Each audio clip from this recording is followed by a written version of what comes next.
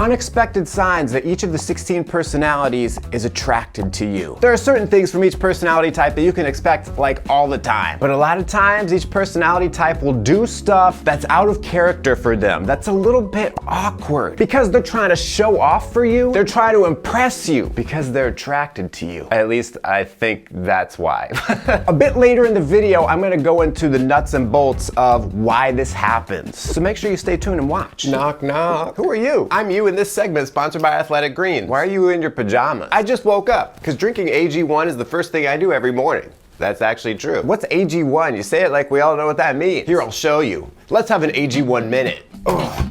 Already got it filled with water. AG1 is a nutritional drink that makes it easy to get comprehensive foundational nutrition in one scoop. It can be difficult to get all the nutrients we need from our diet. And taking a bunch of supplements is a pain in the butt. It is. This drink is the equivalent of a multivitamin, minerals, probiotic, and more. With 1 minute, 1 scoop, once a day, every day, drinking AG1 helps me live a healthy lifestyle and feel more focused. How's it taste? You know, when I first saw it, I was like, I don't know about this, but actually it's not bad. I kind of like it. I'm not an athlete. How will AG1 help me? It supports your brain health too, with vital adaptogens that support adrenal health and recovery, which basically means it helps your brain manage stress. We all stressed, am I right? We all stressed. Tap my link to get a 1-year supply of immune boosting vitamin D3, K2, and 5 travel packs with your first purchase. You can't put a price on your health. And it really helps the channel when you use my link. Wait, have you been filming this the whole time? Yeah. Good. Goodbye. Goodbye. Thanks to Athletic Greens for sponsoring that segment. Now back to my regular content. First up, the ESTJ. When an ESTJ is attracted to you, what you're gonna notice is that they get really giggly. It's kind of out of character. ESTJs don't go walking around just like kind of giggling for no reason. They're gonna act sillier than usual. The ESTJ stereotype is someone who's very like in control, put together, you know, just telling people what to do, being bossy. But no, a lot of times if they're attracted to you, that just gets switched off and you see this other side of them. ENTJs, similarly, if they're attracted to you, they'll just get really relaxed. Their body language opens up. They'll be leaning back in their chair. They don't seem to care too much about what's going on because they're projecting this air of like, I'm cool, I can hang with whatever. I'm like just going with the flow. And ENTJs are usually very on top of everything. So it's pretty unexpected when you're talking to one of them and they're just like, nah, dude, whatever, it's cool. Like, I'm just chilling and having a good time. ESFPs, if they like you, if they're attracted to you, one of the unexpected things they'll do is start talking about like really deep philosophical things. Or at least that's what they'll start to do. They'll usually like bring it back to something more realistic after a while. But a lot of times they'll just be like, yeah, man, the meaning of life. Or it'll get like really nerdy. They'll be like, yo, man, I heard about like physics and how the atoms and the celluloids. I don't even know, man. ESTPs are interesting because what they'll do is kind of like jump to conclusions about you if they're attracted to you. They're gonna be trying to anticipate your needs and figure out who you are like right away. ESTPs are usually more like, whatever, I'm doing my thing. I don't really care about what other people like, or I'm not trying to anticipate them or figure them out. So like they'll bring you a burrito and be like, I could tell you're just the kind of person who likes Mexican food. Frank, why do you always bring up Mexican food in your videos? Do you have a problem? ESFJs, they're usually pretty outgoing. They're talking up the crowd. They don't mind being the center of attention, but if they like you, they get awkward. A lot of times ESFJs, the unexpected sign that they like you is that they just clam up and they just get oddly nervous. It's like, dude, you were just in the middle of this party talking to 20 other people and like doing party tricks and everyone was eating it up, and suddenly you come over and talk to me and now you're like ESFJs are so focused on, you know, making sure everyone is happy, but if they like you, suddenly something happens where they're just like, oh my gosh, am I gonna be able to make this person happy? Oh my gosh, what does this person think about me? It just short circuits something and they're just like, cause they like you, bro or sis. If an ENFJ is acting normal, like their normal self, it can be really difficult to tell if they're attracted to you or not, because they act like they're attracted to everybody. It's just weird. They're the kind of people where you're like, hey, you want to go out? I can tell you like me. And they're like, I don't like you.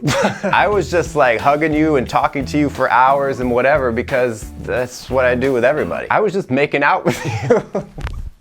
Okay, I'm kidding with that one. So what you should look for with an ENFJ that's a bit unexpected is if they're just kind of blunt with you. If they like turn this switch with you where instead of being like, hey, we're buddy-buddy, whatever, haha, they're just like, sup? They're just like, you look dumb today.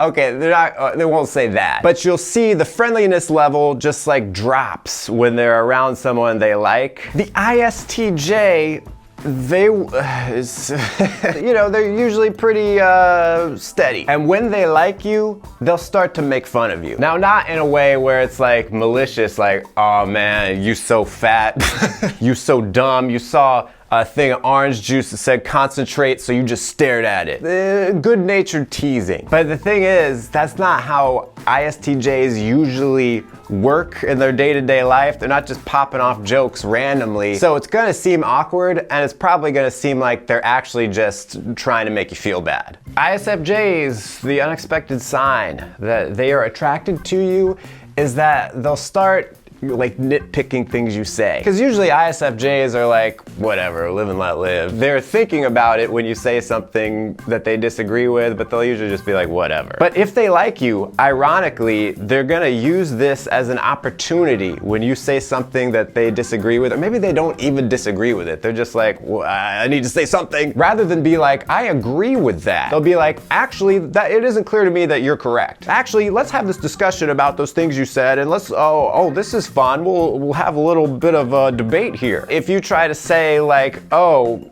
Cars 3 is the best movie ever, they're gonna be like, actually, I disagree with that. I'm gonna tell you why Cars 2 is better. Frank, why are you obsessed with cars today? What's happening here, and you probably picked up on this already, is that each type is trying to show off that they are the opposite type. Every type has a certain admiration, even if you don't realize it, for the opposite type. There is a certain aspirational element to, I wish I could be like that. Maybe not to the extreme, but it's like, I wish that I could level myself out to be balanced in those areas. It's like this subconscious thing where, because we aspire to those things, because we think, oh, those are admirable qualities, let me project that out and make it seem like this is how I am to the person I'm attracted to. Or just anyone I'm trying to impress. Maybe it's like you're a YouTuber and you want to act like, hey, I'm a crazy extrovert. We're showing off.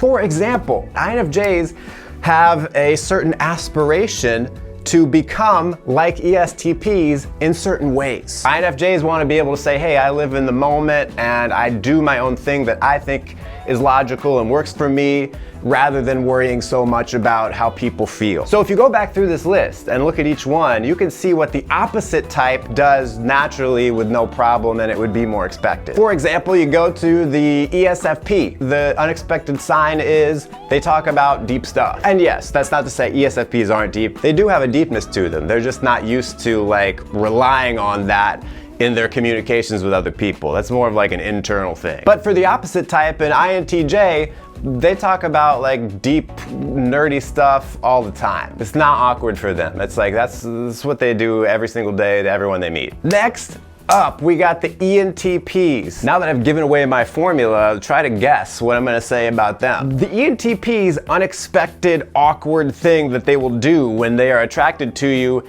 is they will compliment you. A lot of people give out compliments, but ENTPs, when they like you and they're complimenting you, it's gonna be about something weird, and you're gonna be like, are you trolling me right now? They will like hone in on something very specific. You know, they're like, oh, this is cool. And I really like the way that you ordered that bean burrito. There it is again! Frank is obsessed with Mexican food. Like I said, it's the kind of thing where when they say these compliments to you, you're like, okay, thank you, I think. While ENTPs are oftentimes very nice and friendly. They're not used to just like throwing out compliments all the time. It's a little awkward for them. They're a little out of practice. ENFPs are interesting because, like I've mentioned a few times in this video, they like to joke around.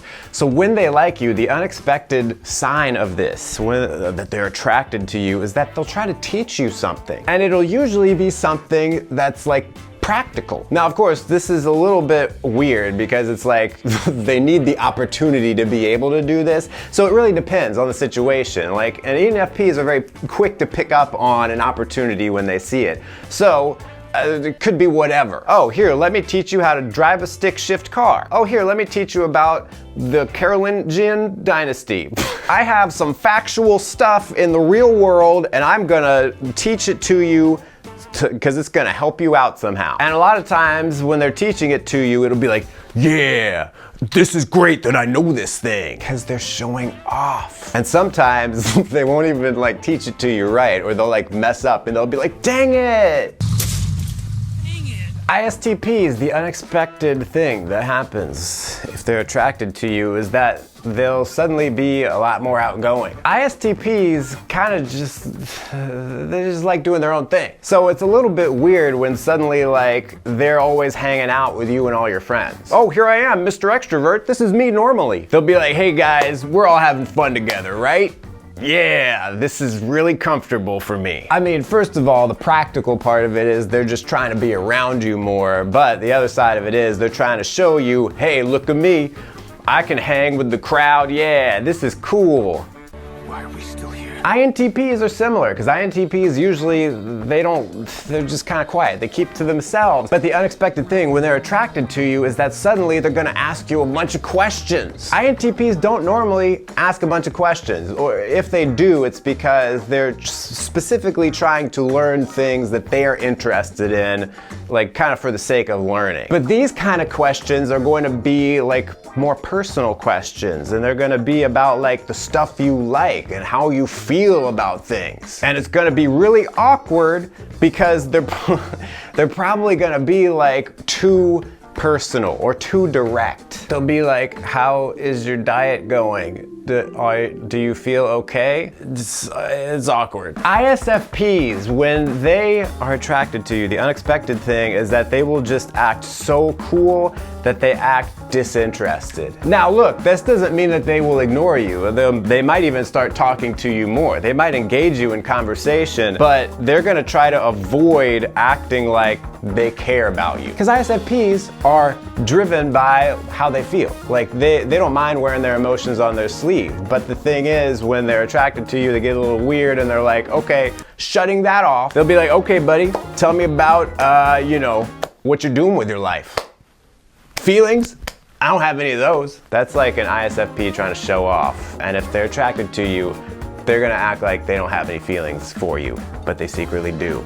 And that's what this video is about. The unexpected sign that an INFP is attracted to you is that they're gonna start asking you a bunch of questions. It's kind of like with the INTP, except the difference here is that you're gonna start to feel like you're being interrogated. It's almost like you're at a job interview and they're just asking you a bunch of questions like, explain this thing on your resume. Oh, tell me about a time that you disagreed with a manager. Now, a distinguishing point here is that a lot of people, if they're talking to someone and they feel kind of awkward, it will start to feel like an interrogation. A lot of people just ask kind of like boilerplate questions that are about like, what do you do for a living? Oh, nice weather. You know, small talk kind of stuff tends to be kind of like this. The difference with an INFP and this sign that they're attracted to you is that it'll be like very direct questions about you and direct questions about why you did something this way and why you thought that was a good idea. Now, I think INFPs are very self-aware. So the way I presented this is like very extreme. Usually you'll see them kind of do a little bit of this and then pull it back and be like, yeah, I'm just kidding, I'm just playing around. If an INTJ is attracted to you, the unexpected sign of this is that they're gonna do like a lot of show and tell. It'll be like, yeah, check out all this cool stuff I got. Take a look at this computer. 16 gigs of RAM right here. 1080p display. Or it'll be like a show and tell with like, hey, look what I can do. Boo ball, look what I can do. Check out this sweet check out me doing a sweet ollie on my skateboard. INFJs, when they like you, the unexpected sign. It's gonna be hard to tell, okay? They're the kind of people who will read a book about like, what are the signs that someone likes you? Like, what kind of body language cues am I looking at? And also, what might I be giving away? They're one of the most difficult types to know if they like you because they know how to mask that. Everyone tries to mask it, but I think they're probably the best. But despite their ability to hide that they're attracted to you, they have one big tell that you gotta watch out for. And you might say, it's unexpected. You will notice that they are trying too hard, specifically when it comes to how they present themselves physically. An INFJ, if they like you, will suddenly start like dressing up more around you. They're trying to show off, hey, I got fashion sense. Like, I know how to color coordinate. You'll see an INFJ who like looked at a GQ magazine one time and said, I'm gonna wear something like Tom Brady has. And then it's like, why are you dressed like that? Thanks for watching. Until next time, stay cool and attractive.